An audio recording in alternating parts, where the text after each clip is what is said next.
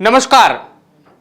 ઉત્તર ગુજરાતની અંદર છેલ્લા એક સપ્તાહ કરતા વધારે સમયથી એક ચર્ચાએ જોર પકડ્યું છે અને ઘટનાની શરૂઆત થઈ કિંજલ રબારીના પ્રેમ લગ્ન બાદ। જો કે કિંજલ રબારીએ પરત ઘરે ફરી અને ત્યારબાદ ચૌધરી સમાજે પણ માંગ ઉઠાવી કે અમારી દીકરી પણ અમારે પરત જોઈએ છે અને આ જ વાતને લઈને રૂની ગામ ખાતે ગતરોજ એક મહાસંમેલન હતું ને ત્યારબાદ ઉત્તર ગુજરાતની અંદર જે હિંસા ભડકી કે જેમાં બનાસકાંઠા જિલ્લા પોલીસની ટીમે આખી આ ઘટનાની અંદર 15 લોકોની નામજોગ અને 1000ના ટોળાની સામે એક ફરિયાદ દાખલ કરી છે। કાયદાની રૂહે તમામ લોકોની સામે એક ગુનો દાખલ કરવામાં આવ્યો છે અને ભારતીય ન્યાય સંહિતા એટલે કે BNS ની કલમ અંતર્ગત ગુનો દાખલ કરાયો છે।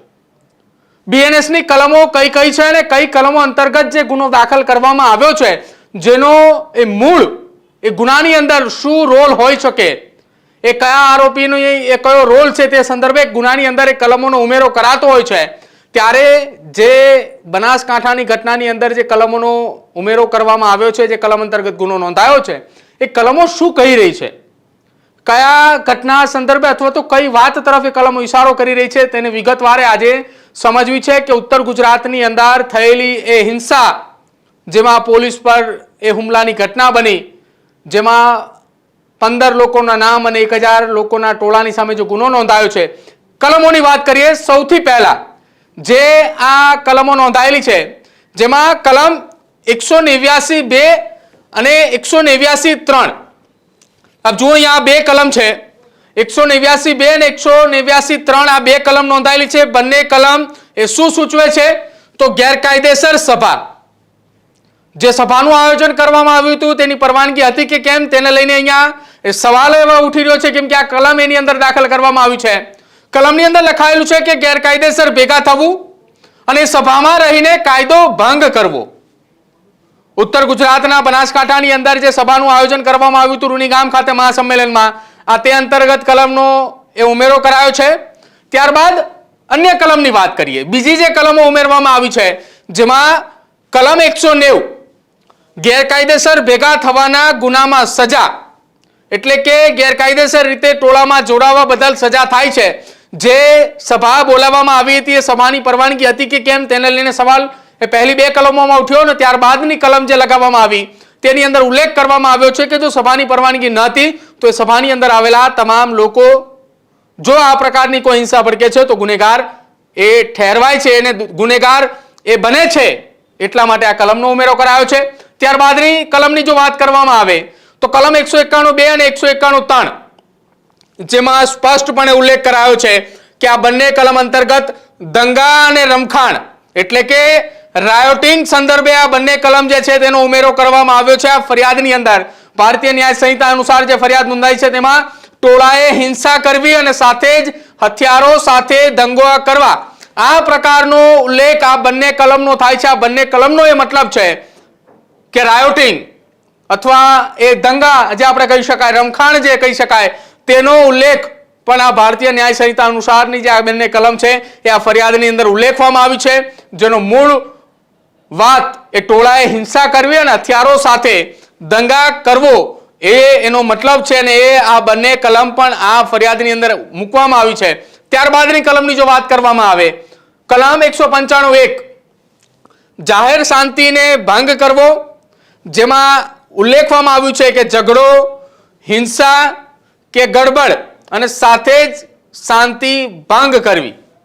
ઝઘડો, હિંસા કે ગડબડ કરીને એ વિસ્તારની અંદર જે શાંતિ છે શાંતિનો ડહોળવાનો પ્રયત્ન કરવો અથવા તો શાંતિ ભંગ કરવી, આ એક કલમ સૂચવી રહી છે। કલમ 195(1) જાહેર શાંતિ ભંગ કરવી અનુસંધાને જે BNS ની કલમ છે તે પણ આ ગુનાની અંદર ઉલ્લેખવામાં આવી છે। આ ગુનાની અંદર તેનો પણ એ સમાવેશ કરવામાં આવ્યો છે। હવે આગળની વાત કરીએ, કલમ નંબર 109(1) ગુનામાં મદદ, કોઈ ગુનો કરવા પ્રોત્સાહન આપવું અથવા તો મદદ કરવી। હવે આપને એવું થતું હશે કે કલમ 109(1) ગુનામાં મદદ, તો આ ઘટનાની અંદર ગુનામાં મદદ કઈ રીતે થઈ શકે, તો એનો અહીંયા ઉલ્લેખ કરવામાં આવ્યો છે કે કોઈ ગુનો કરવો અથવા ગુનો કરવા પ્રોત્સાહન આપવું અથવા તો મદદ કરવી। જે રૂની ગામ ખાતે મહાસંમેલન હતું એ મહાસંમેલનના મંચ ઉપરથી જે પડકાઉ ભાષણ થયા અથવા તો ત્યારથી લઈને જે રૂની ગામ ખાતે જે આખી આ ઘટના બની એ દરમિયાન કોઈ જાહેરની અંદર હિંસા ભડકાવી અથવા કોઈ એવું કીધું હોય કે આ જગ્યા ઉપર જવાનું છે, અહીંયા એકત્રિત થવાનું છે, ત્યાં જઈને તોડફોડ કરવાની છે, આ વાતનો ઉલ્લેખ આ કલમની અંદર જે છે તે દર્શાવવામાં આવ્યો છે. હવે આ જ ફરિયાદની અંદર આગળની કલમની વાત કરવામાં આવે, જેમાં કલમ નંબર 118(1) ગંભીર ઈજા કરવી, અને એમાં એ પોઈન્ટ મૂકવામાં આવ્યો છે ઈચ્છાપૂર્વક ગંભીર ઈજા પહોંચાડવી. જ્યારે આ પ્રકારની કોઈ હિંસા ભડકે છે ત્યારે સ્વાભાવિક રીતે તમામ લોકો એ ગુસ્સાની અંદર હોય છે, અને દરમિયાન એક જ વસ્તુ એ વિચારતા હોય છે કે આપણે તોડફોડ કરવી અથવા તો કોઈને ઈજા પહોંચાડવી. આ ઘટનાની અંદર 4 થી 5 જેટલા પોલીસ કર્મચારીઓ પણ ઈજાગ્રસ્ત થયા છે, જે હાલ હોસ્પિટલની અંદર દાખલ છે. તેની સાથે સાથે વાત કરવામાં આવે તો અન્ય કેટલાક અજાણ્યા શખ્સો આ ઘટનાની અંદર પણ ઈજાગ્રસ્ત છે. બંને પક્ષે ઈજાગ્રસ્ત છે. તેને સંદર્ભે આ કલમનો ઉલ્લેખ કરવામાં આવ્યો છે કે ઈચ્છાપૂર્વક ગંભીર ઈજા પહોંચાડવી, અને એ આ કલમનો મતલબ એ કલમ 118(1) છે. હવે આ જ BNS ની કલમની અંદર આગળ વાત કરીએ, જેમાં કલમ નંબર 115(2) ઈજા પહોંચાડવાનો પ્રયાસ, ગંભીર ઈજા કરવાનો પ્રયત્ન. કેટલાક લોકોના એ માથાના ભાગે ઈજાઓ ગંભીર પહોંચી છે, જેમાં કેટલાકને લાકડીઓ વાગી છે તો કેટલાકને પથ્થરો પણ વાગ્યા હોવાની વાત સામે આવી રહી છે. કેટલાક એવા પણ દ્રશ્યો હતા કે જે વિચલિત કરી દે તેવી સ્થિતિની અંદર હતા, જે એ રૂની ગામ ખાતેના એ દ્રશ્યો કે જ્યાં ગાડીઓના કાચ તોડવામાં આવ્યા, એ ગાડીની અંદર બેઠેલા લોકોના ગંભીર રીતે ઈજાગ્રસ્ત થવું, અનેક એવી ઘટનાઓ બની હતી કે જેના સંદર્ભે આ કલમનો પણ ઉમેરો જે છે તેની અંદર કરવામાં આવ્યો છે. કલમ 115(2) ઈજા પહોંચાડવાનો પ્રયાસ, ગંભીર ઈજા કરવાનો જે પ્રયત્ન છે તેને લઈને આ કલમનો ઉલ્લેખ કરવામાં આવ્યો છે. હવે આજ એ BNS ની કલમમાં આગળ વાત કરીએ, જેમાં કલમ નંબર 125 જાહેરમાં જીવને જોખમ થાય એવું કૃત્ય કરવું, જેનો મતલબ થઈ રહ્યો છે કે બેદરકારીથી અથવા તો ઈરાદાપૂર્વક જોખમી કામ કરવું. જે એ ગામની અંદર પ્રવેશ કરવો, ગામની અંદર પ્રવેશ કરતાની સાથે જ એક સાથે 800 થી 1000 નું ટોળું ત્યાં પહોંચે છે. કેટલાક એ નામજોગ લોકોના ફરિયાદની અંદર ઉલ્લેખ કરવામાં આવ્યા છે, અને જે ટોળું એક સાથે ગામની અંદર પ્રવેશ કરે છે દરમિયાન અહીંયા એ કલમનો ઉલ્લેખ કરવામાં આવ્યો છે. કલમ નંબર BNS ની કલમ 125 કે જાહેરમાં જીવને જોખમાય એવું કૃત્ય કરવું, એટલે કોઈને એ મારવો અથવા તો કોઈના ઉપર હુમલો કરવો, એ વાતને સંદર્ભીને અહીંયા ઉલ્લેખ કરવામાં આવ્યો છે કે બેદરકારીથી અથવા ઈરાદાપૂર્વક જોખમી કામ કરવું કે જેના કારણે કોઈનું જીવ જોખમાય અથવા તો કોઈનો જીવ જોખમાય હાલતની અંદર એ પ્રકારે જાહેરની અંદર કોઈ કૃત્ય કરવું કે જ્યાં કલમનો ઉમેરો કરવામાં આવે છે. હવે આગળની કલમ વાત કરીએ કે જ્યાં કલમ 121(1) જીવ લેવા હુમલો, એટેમ્પ્ટ ટુ મર્ડરનો પ્રકાર, કોઈને મારી નાખવાનો પ્રયાસ.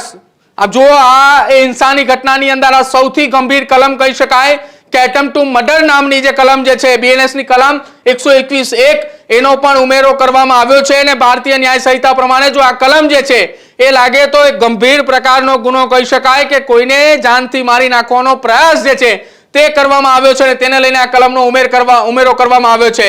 આગળની વાત કરીએ કલમ કે જ્યાં કલમ 221 સરકારી કર્મચારીના કામમાં અવરોધ, પોલીસ કે અધિકારીના કામમાં એ અટકાવવું.